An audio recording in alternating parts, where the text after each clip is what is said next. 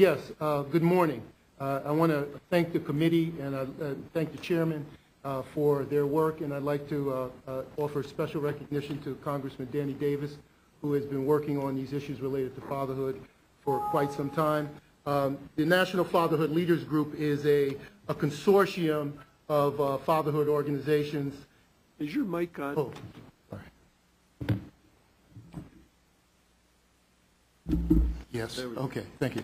And I also should say Happy Father's Day, by the way. The National Fatherhood Leaders Group is a consortium of the nation's leading fatherhood organizations and affiliate organizations.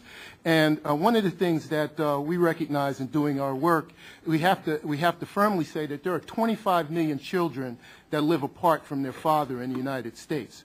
And we have an opportunity at this time that's no greater than we've ever had in the course of this country's work around families and children to work on this issue of fathers and to build a public policy that makes sense in supporting that effort. The President has a tremendous initiative that is under consideration. Danny Davis has been promoted a potential piece of legislation that does some considerable work in supporting low-income fathers and families. And I believe the confluence of these opportunities represent a paradigm shift that more readily embraces fathers as co-equal partners in raising healthy, happy, and well-adjusted children. I would also like to recognize behind me there are a number of fathers who come from a program called the Center for Urban Families, who are fathers that are doing the right thing and seeking to assert their responsibility and take up their role in ensuring that their children are effectively supported and that their families are healthy. And I just wanted to make sure that you were aware that they were here. And the President and CEO, our colleague and chairman of the National Fatherhood Leaders Group, Joe Jones, is not with us today, but that is his program, and I just wanted to point that out. Thank you for coming to this hearing. You can all sit down again. Now we see you.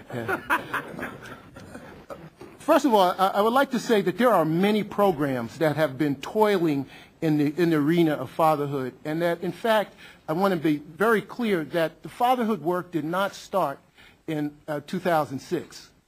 I mean, there's this impression that somehow with the DRA, fatherhood work just got started. Fatherhood work had been going on for since the 90s.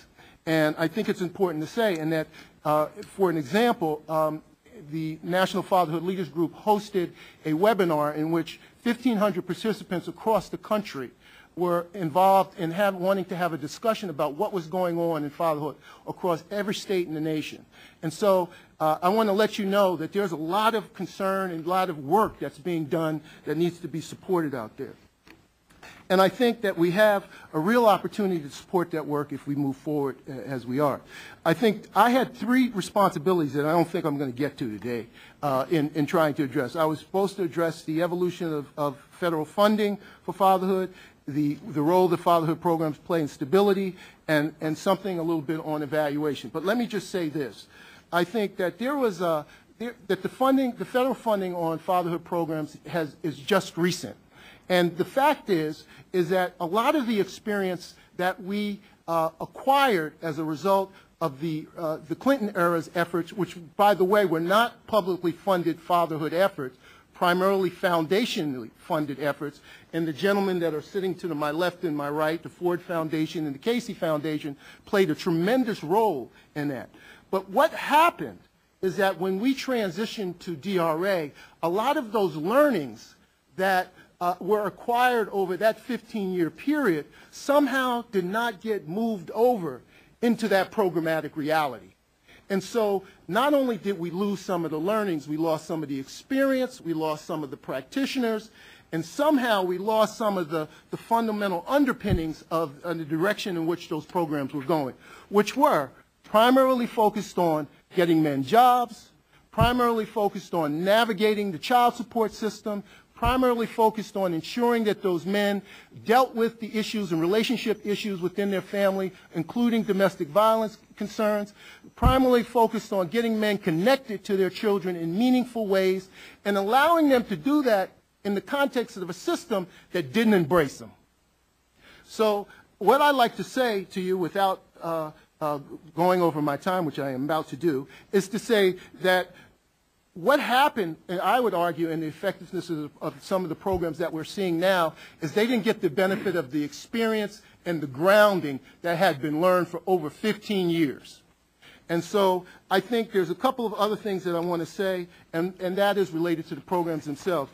These programs do effectively help fathers, and we've had demonstrations, as Dr. Mincy has suggested, do effectively help fathers in promoting the work, helping them be responsible, and helping them navigate very complex systems. And just lastly, these programs are very organic. And one of the critical challenges of these programs is finding the elements that we think are most important to be measured as we look forward in these programs. And I think those elements should be jobs, should be navigating child support and the payment of child support, the relationships that the father has with their children and how healthy that is, along with navigating those relationships with the mother and how healthy that is. And we have to use qualitative and quantitative methods in order to do that effectively. And so I know my time is up, and I want to thank you for the opportunity.